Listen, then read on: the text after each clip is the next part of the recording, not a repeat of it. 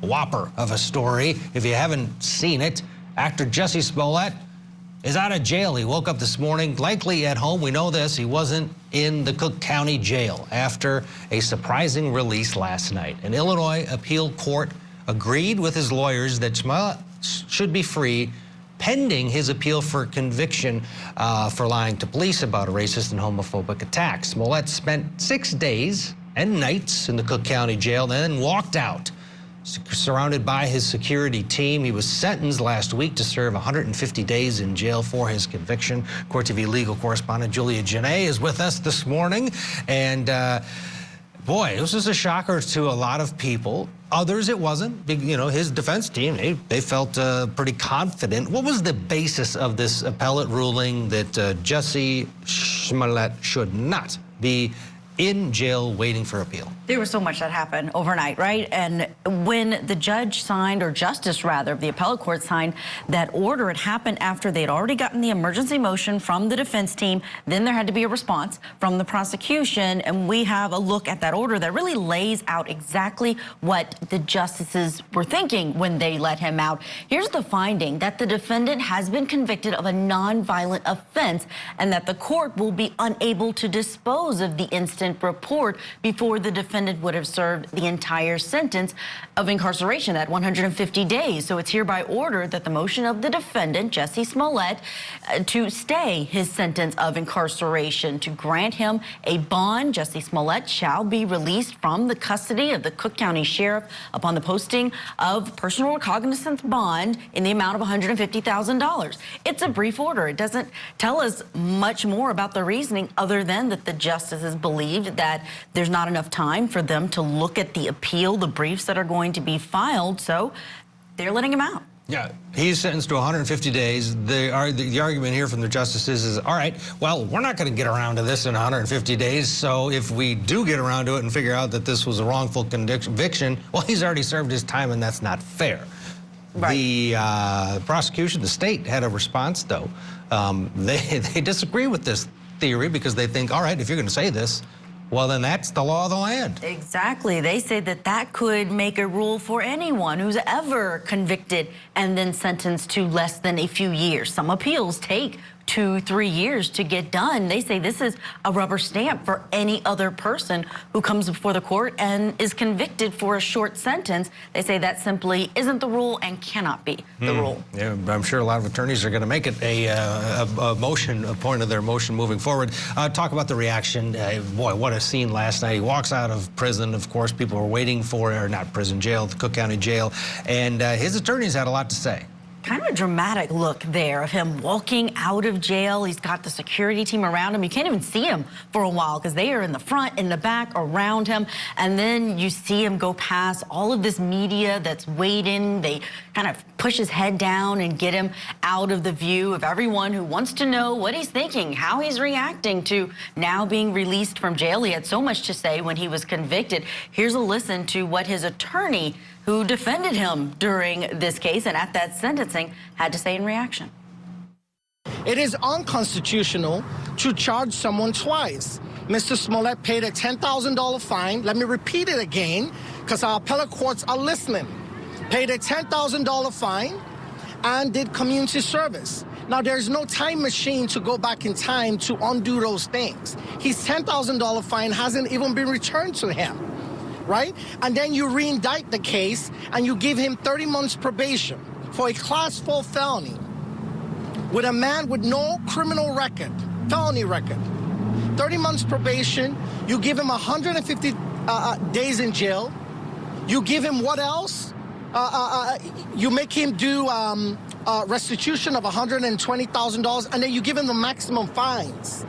You know, and there's something wrong with that. We've been complaining about the disparate treatment of African Americans in the judicial system, regardless of what you think about this case. Some people might think Mr. Smollett is guilty. I disagree. We all disagree. But that's okay. You're entitled to your opinion. But the real question is, should black men be walked into jail for a Class 4 felony? Shame on you if you think they should. That's a disgrace. It's wrong.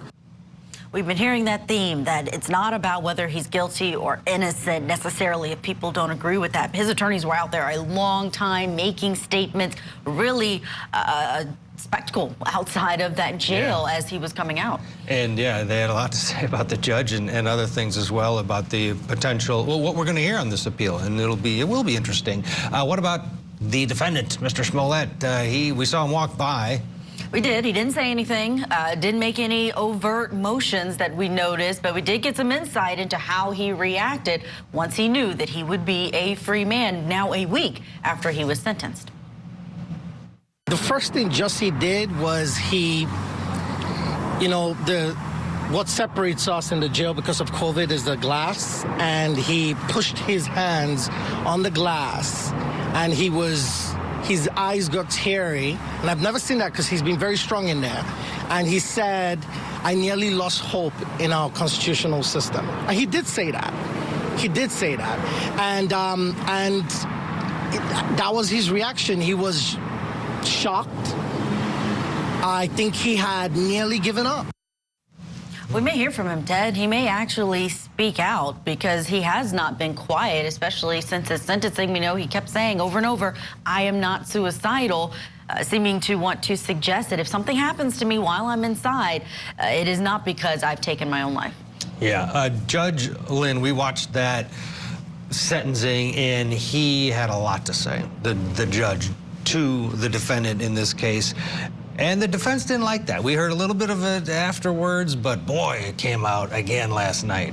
We did, and if we could actually start, I know we have some sound of Judge Lynn, of what he said last week on Thursday. It was not short, especially for a disorderly conduct type of charge, something that you could give 2 lines and deliver a sentence, but you could tell that he understood how many people were going to be paying attention to his words and maybe even thinking about the fact that this would be appealed and the appellate justices would be reviewing this. So let's first look at what Judge Lynn had to say, and then what the attorneys had to say about why he took so much time.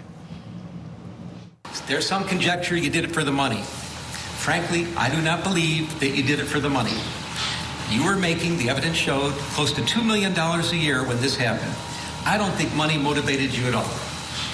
But the only thing I can find is that you really craved the attention, and you wanted to get the attention, and you were so invested in issues of social justice, and you knew that this was a sore spot for everybody in this country. You knew this was a country that was slowly trying to heal past injustices and current injustices and trying to make a better future for each other.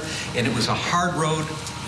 And you took some scabs off some healing wounds and you ripped them apart for one reason.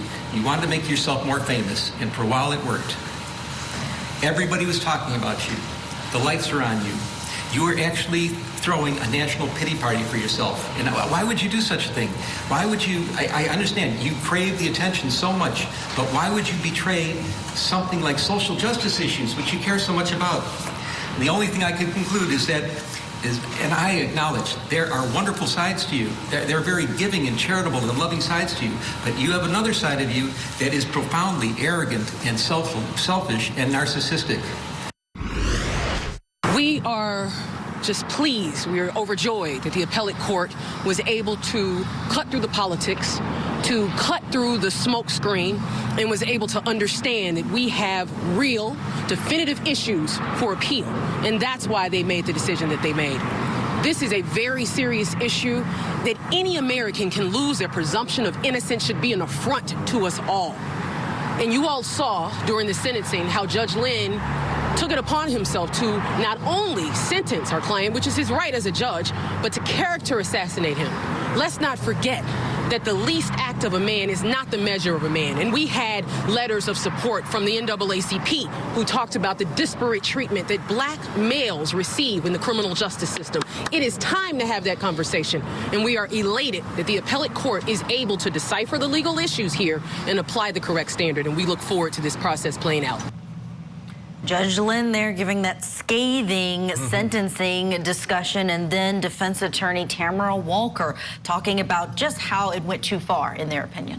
All right, so let's boil it down. The appellate court says, listen, let him out because we're not going to be able to decide this until he would have served the time. That's not fair in case we decide in his favor. What are the issues, though, in this appeal that we're going to see? Double jeopardy, obviously, is going to be number one. That is front and center. And so far, the defense has not put out their full appeal. There's a brief that has to be filed, but they put a notice of appeal, and they've listed 14 reasons that they say double jeopardy is the number one. They say that in the beginning that because the prosecutor there in Cook County dismissed the charges and gave Jussie Smollett community service, or he agreed to do community service and pay a fee or fine, that he was that was a cleared issue, that he shouldn't be able to be tried again, even if it was on a different charge.